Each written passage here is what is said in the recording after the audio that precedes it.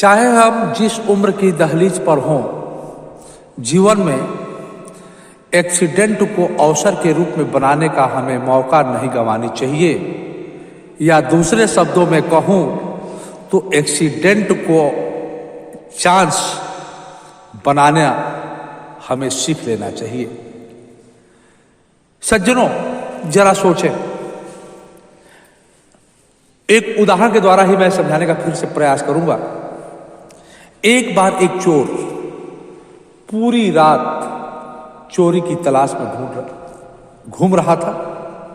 कहीं उसको मौका नहीं लग रहे थे। पूरी रात घूमने के बाद अब रात बीतने को आए, सुबह 4 बजे के करीब वह जब लौट रहा था घर की ओर, तो उसने देखा एक मंदिर दूर से दिखाई दी। मंदिर में गया, वो शंकर भगवान की मंदिर थी। उसमें उसने प्रवेश किया।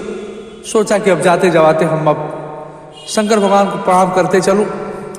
और उसी प्रणाम करने के चक्कर में जब वो अंदर प्रवेश किया और देखा एक बड़ा सा घंटा टंगा हुआ था, तो उसने सोचा कि रात तो अब बीत ही गए, क्यों न मैं जाते जाते यह घंटा ही उठाए चलूं, निकाले चलूं, लेके चलूं, यही बेचूं, इसी में कुछ पैसे मिल जाए। सज्जनों, ज्यों ही वह चोर वह घंटा खोलने के चक्कर में पड़ा, बहुत कोशिश कर रहा था, उसे घंटा भेंट नहीं पा रहा था घंटे को, तो वह शंकर भगवान के मूर्ति पर ही वह पैर रख दिया। और जो ही पैर रख के घंटा खोलने वाला था, तब तक शंकर भगवान प्रकट हो गए। और शंकर भगवान ने कहा, बस बोलो, क्या चाहिए तुम्हें।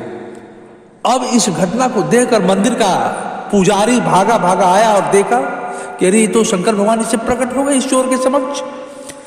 तो उसने, पुजारी ने शंकर भगवान से कहा, हे भगवान, आज तक मैंने इतना आपकी तपस्या की, लेकिन आप हमारे समक्ष कभी प्रकट नहीं हुए, लेकिन इस चोर के समक्ष प्रकट हो गए।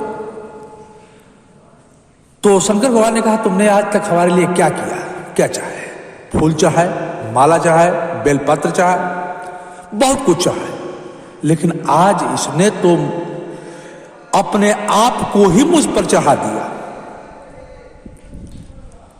और इस बात को सुनकर